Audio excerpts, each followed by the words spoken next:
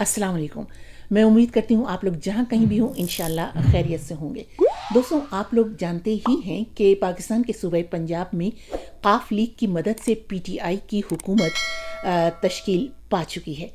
अगर पीटीआई का अपना कोई रुकनी असम्बली वज़ीर आला बनता तो मैं भी यकीनन पाकिस्तान तहरीक इंसाफ को मुबारकबाद देती, मगर ये इंतहाई अफसोसनाक है कि पार्टियों में दूसरे और तीसरे दर्जे की यानी सेकंड और थर्ड लाइन की लीडरशिप तैयार ही नहीं की जाती।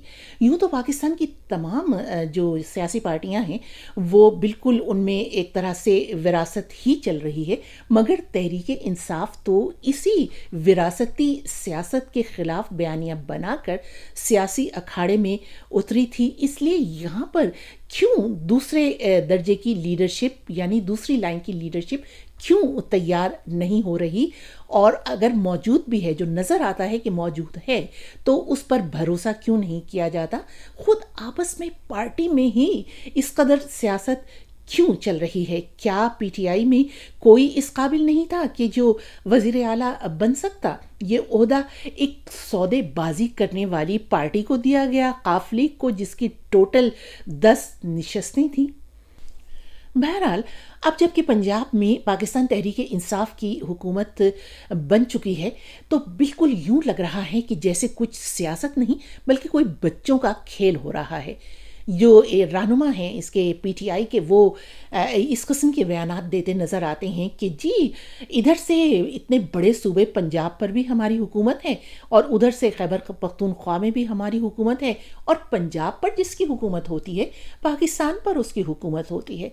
वफाकी हुकूमत क्या है? सिर्फ 24 किलोमीटर में आपकी हुकूमत है।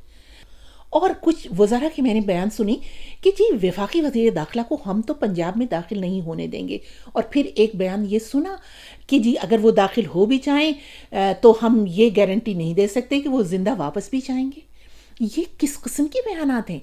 ये तो दहशत गर्दी के ज़ुमरे में आते हैं। मुझे समझ में नहीं आ रहा कि पंजाब अगर बड़ा सूबा है और इस पर आपकी हुकूमत है, तो पंजाब बड़ा सूबा आबादी की वजह से है, वरना क्या दूसरे सूबे अहम नहीं हैं? क्या सूबा सिंध अहम नहीं है, जो पूरे पाकिस्तान का एक तरह से कारोबारी हब है?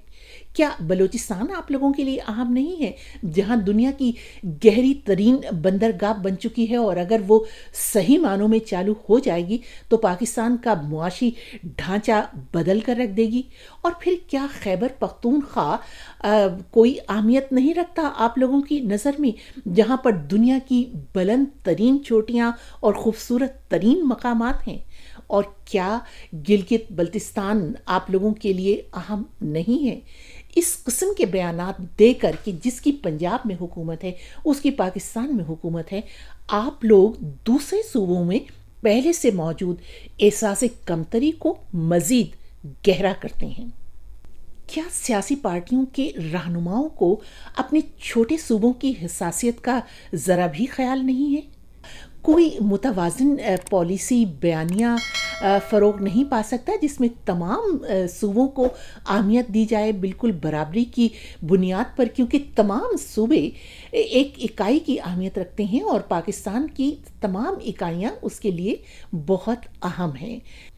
और मीडिया इस किस्म के बयानात को जिस तरह से बढ़ा चढ़ाकर पेश कर रहा है, ये एक तरह से टेबलॉइड जर्नलिज्म में यानी जर्द सहाफ़त के ज़ुमरे में आता है।